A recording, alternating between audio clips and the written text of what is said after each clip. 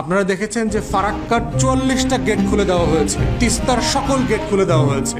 দেখবেন যে গল্পটা সবচেয়ে বেশি বলে যে উজান থেকে আসা বৃষ্টির পানি, ভারতের নাম বলে না, ভাসুরের নাম দেখবেন কোনো গণমাধ্যম বলে না। উজান থেকে পানিটা কোত্থেকে আসে? উজানে কি দেবদত্ত আছে ওরা পানি ছেড়ে দেয়? ওখানে কি তাবিজ দিতে হবে? ওখানে কে আছে যে পানি ছেড়ে দেয়? উজান থেকে দুইভাবে পানি আসে। উজানের দেশ মানে কোনটা? ভারত। উজান শব্দের মানে বাংলাদেশিদেরকে বুঝতে হবে, উজান মানে হচ্ছে ভারত, আমরা ভাটির দেশ। তো উজান থেকে দুইভাবে পানি আসে। উজান থেকে পানি আসে, একটা হচ্ছে বৃষ্টির পানি আসে।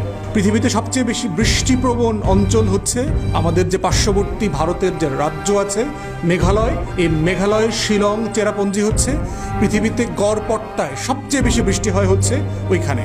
উজানের দ্বিতীয় সোর্সের পানি হচ্ছে ভারতের বাঁধ, তিস্তা নদীতে বাঁধ সিকিমে, গঙ্গার উপরে ফারাক্কাতে বাঁধ পদ্মা নদীর উপরে, চায়না ব্রহ্মপুত্রের উপরে বাঁধ, ৫৪টা অভিন্ন